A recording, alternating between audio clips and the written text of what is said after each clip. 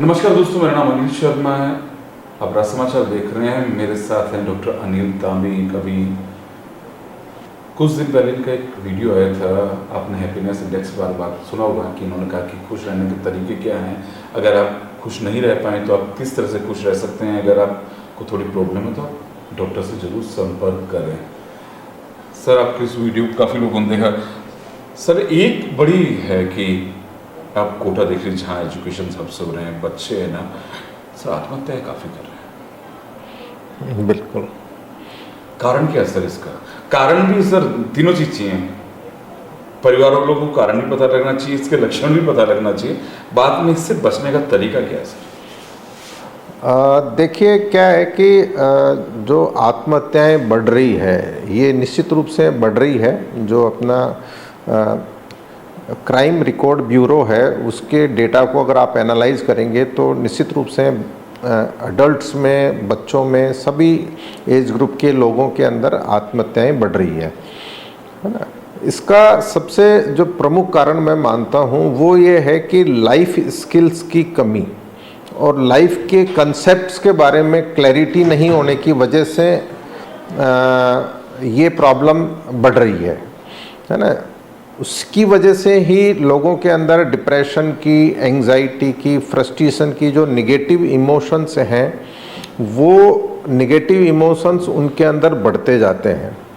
हमारे ब्रेन के अंदर एक पार्ट होता है प्रीफ्रंटल लोब, है ना, और उस पार्ट के अंदर पॉजिटिव इमोशंस रहते हैं। पॉजिटिव इमोशन हो गया लव, हो गया काइंडनेस, हो गया कंपैशन, हो गया ग्रेटिट्यूड, हो गया।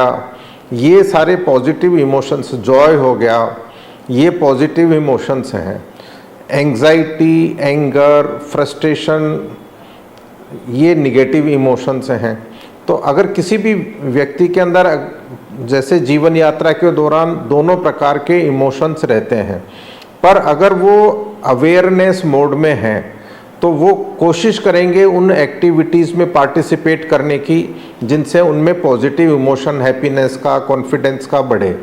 अगर उनमें अवेयरनेस नहीं है तो वो क्या है कि जैसे वो रिएक्ट करते हैं बच्चे, असफलता मिली, आलोचना मिली उनको, है ना, किसी तरह से फेलियर मिला या रिजेक्शन मिला, तो ये सारे के सारे किशोर अवस्था के नॉर्मल घटनाएं हैं, है ना। तो लाइफ स्किल्स में बच्चे को ये सिखाया जाता है कि ये जो इवेंट्स हो रही है आपके जीवन में, उनको अपने को रिएक्ट नहीं करना, रेस्पोंड करना है ना। कि भाई ये एक घटना है, परिस्थिति पैदा हुई है और उससे अपने जो मन की स्थिति को प्रभावित नहीं होने देना। बच्चों को सिखाना है कि परिस्थिति बढ़ी या मन की स्थिति बढ़ी, तो उनको ट्रेनिंग देनी है कि भाई मन की स्थिति जो है ना, वो उसके ऊपर अपना कंट्रोल होना चाहिए, है ना। जब तक अगर अपन अवेयरनेस में हैं, अपने प्रॉपरली एक्सरसाइज कर रहे हैं, मेडिटेशन कर रहे हैं, अच्छा स्वाध्याय कर रहे हैं, है ना, अच्छे लोगों की संगति में बैठ रहे हैं, तो ये क्या है कि ये सारी चीज़ें धीरे धीरे ऐसे न्यूरोनल कनेक्शंस अपने ब्रेन में डेवलप करती हैं जिससे कि उसमें हैप्पीनेस का, कॉन्फिडेंस का और रेजिलियंस का डेवलप होती है ना। जैसे आपने देखा होगा कि एक ही घटना का अलग अलग व्यक्तियों पे अलग अलग प्रभाव पड़ता है। सेम परिस्थितियों में कुछ लोग टूट करके बिखर जाते हैं और उन्हीं परिस्थितियों में कुछ लोग उनको ढंग से हैंडल करके और ज़्यादा मैच्योर हो करके और ज़्यादा इफ़ेक्टिवली आगे जीवन में बढ़ जाते हैं। तो ये जो स्किल्स हैं, लाइफ स्किल्स, अगर उनकी ट्रेनिंग दी जाए, है ना, जैसे कि जो इमोशनल क्वोशेंट जो है उसकी अगर ट्रेनिंग दी जाए, स्ट्रेंथन करने की ट्रेनिंग दी जाए, जिसमें कि अपने मन में जो इमोशंस डेवलप हो रहे हैं उन इमोशंस को कैसे आप बेटर तरीके से, है ना, पहचान सकते हो कि भी मैं एंग्जाइटी की तरफ, डिप्रेशन की तरफ जा रहा हूँ या बहुत ज़्यादा निराशा की तरफ जा रहा हूँ, तो उनको समय रहते हुए पहचानना, अवेयरनेस होना। दूसरा, उनको अच्छे से मैनेज करना सीखना कि भी अगर ऐसा हो रहा है तो मैं क्या एक्टिविटीज़ करूं, क्या सोचूं जिससे कि मेरे मन में पीस और हैप्पीनेस आए। तीसरा ये है कि आप अपने आप को जो डिफ़िकल्ट टाइम है उसमें अपने आप को कैसे मोटिवेट और प्रोत्साहित करके रख सकते हैं आप। चौथा है कि कितनी तत्परता के साथ आप लोगों के साथ में आप रिलेशनशिप डेवलप कर पाते हैं। तो इस तरीके से आप अपने जो सेल्फ की केयर करेंगे, अपने है ना इमोशनल वेलबीइंग की केयर करेंगे, तो आप कुछ स्किल्स को लर्न करके जो स्टूडेंट जीवन में जो डिफ़िकल्टीज आती हैं उसको अच्छे से एंजॉय कर पाएंगे और अपने लाइफ की जर्नी में आगे बढ़ पाएंगे। मुझे लेनी थी आर्ट्स सर, पिता ने जोर दिया तेरे को साइंस लेनी है। 11th में खाली पास हुआ सर। उनका मन था कि मैं डॉक्टर बनूं और मेरा मन था कि मैं जर्नलिस्ट बनूं। खाली पास हुआ सर। चलिए मेरे पिता ने तो कर लिया, ठीक है 12th में तू आर्ट्स ले ले। कई बच्चों पे सर इतना जोर पड़ता है कि वो अपने परिवार यानी पिता ने कह दिया तेरे को इंजीनियर बनना है, लेकिन वो बन नहीं सकता है। लास्ट के अंदर सर जो सक्सेस वाली स्थिति नहीं होती है तो आत्महत्या कर लेता है। सर इसके अंदर दोष किसका है, माता पिता का है बच्चों का? देखिए, जो माता पिता है उन लोगों में भी क्या है कि वो अपने अधूरे सपने बच्चों के माध्यम से पूरा करना चाहते हैं, है ना। तो ये एक गलत चीज़ है। माता पिता को अपने बच्चों की जो क्षमता है उनका ठीक से आकलन करना चाहिए। जो काउंसलर होते हैं उनसे उनको डिस्कस करना चाहिए कि इस बच्चे की जो मानसिक क्षमता कितनी है, उसी के अनुरूप वो कैरियर का और पढ़ाई के पाठ्यक्रम का चुनाव करना चाहिए, है ना। जितना अगर उसमें एबिलिटीज़ है उससे ज़्यादा का वजन अगर अपन उसके ऊपर रखेंगे तो उसके अंदर फ्रस्ट्रेशन पैदा होगा और बार बार फेलियर का अनुभव होगा उसके अंदर।